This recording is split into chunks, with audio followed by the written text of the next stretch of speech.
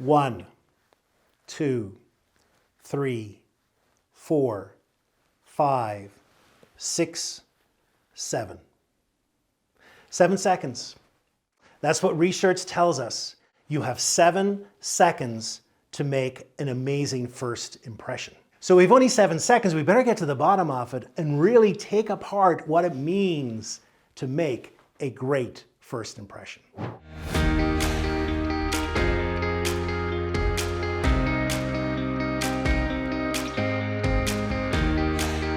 The problem with first impressions are this. First impressions are sticky. They last for a long time. Once we get off to a bad start, it's very difficult for us, although not impossible, to change people's impression of us. It's kind of like this. You meet John for the first time and you say to yourself, John's a little boring. And then a week later you meet John and it's at a party and John is doing karaoke. He's the life of the party. He's doing wonderful things and he's being super funny. But what happens in our brain is not, you know what? I got it wrong with John. What we say, wow, John is really excited and funny tonight, especially for him being a boring person. So today, I want to give you 7 ways to create a first impression so that those 7 first seconds are outstanding and you don't need a redo. Number 1 is really look at the context in which you are making your first impression. What do you know about the situation you're about to walk into? Is there anything that would be helpful for you? The second thing is to check in with yourself. What mood are you in? Do you need a mood adjustment before you walk in? Because of course, in a first impression, we want to be open and positive. And so if that's not what we're feeling at the moment, take some time to really get in the mood that will help us create a great first impression. Finally, it comes to clothing. Is there special clothing that's needed? How do I need to dress for this event? But then also, what clothing could I wear that will make me feel confident? Because if we don't feel confident in what we're wearing, it's going to be incredibly difficult to make a great first impression. Second thing is smile.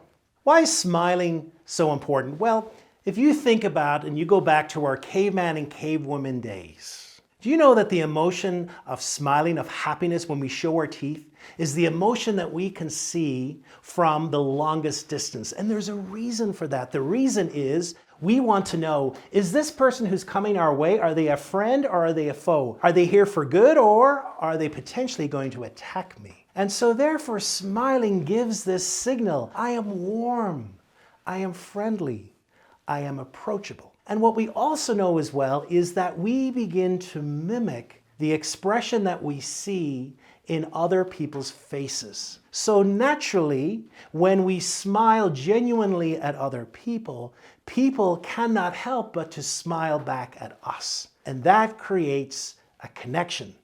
You're on your way to a great first impression.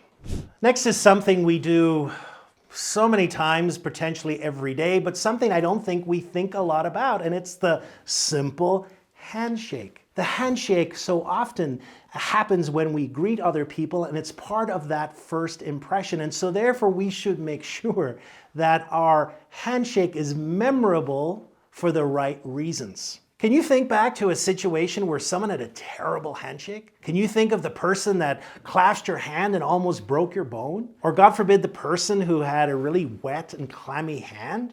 Can you remember how that made you feel? Such is the power of a good handshake. So therefore, it's incredibly important that our handshake is also something that will be stellar in the minds of other people. So our hands should be straight and vertical. Our hands should be dry, and we should also wait to see the pressure that the other person is placing. And we want to mirror that pressure to the other person. And when we're shaking our hands, we're also going to look at their eyes, which is eye contact, and which goes into the next point. Eye contact is incredibly important because eye contact is a way of saying non-verbally that you are connecting, that I am listening to you. It's a way of acknowledging that. It's also, we know from scientific research, that when we make eye contact with another person, that it excretes the hormone oxytocin, which is the hormone that enables connection. So eye contact creates connection.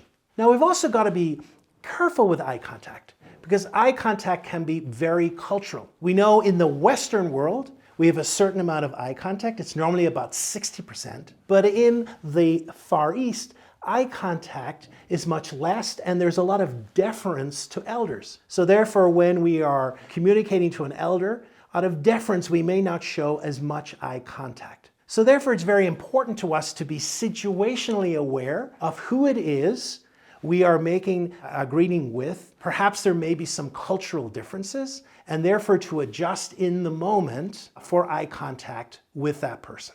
Number 5 is introductions. So whenever you are being introduced to a person, you're shaking their hands, you're looking into their eyes, it's really important if they say, "Hello, my name is David," for us to reply as well. And here's what I suggest. Reuse their name, because that's incredibly important in 2 ways. One, it helps us remember what their name is. If you're like me, I have a terrible habit of forgetting people's name. And so this is an instant repetition on my part of that person's name. And then the second thing is we're tying into some wonderful scientific research which shows that people love the sound of their name.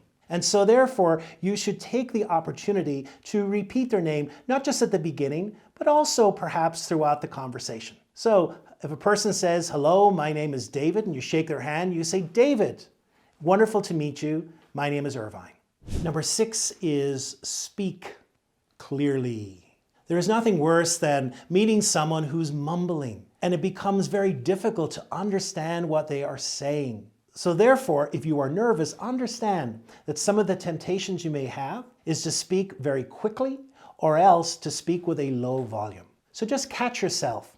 Try not to mumble. Try to speak with clarity with enough volume. And finally, just be aware of any distractions in your body language. Try and keep your hands out of your pocket. If you are prone to fidgeting with your glasses or something else or your pen whenever you're nervous, just be careful about that as well. And then finally, be very careful with your phone. Our phones, our mobile phones, are almost extensions of our body. And so often now I see that people are carrying their phones or else they're pulling their phones out, especially just after they've been introduced to other people. That's rather discourteous and it's also distracting. Put away anything that potentially distracts the other and be aware of any mannerisms that might distract another person.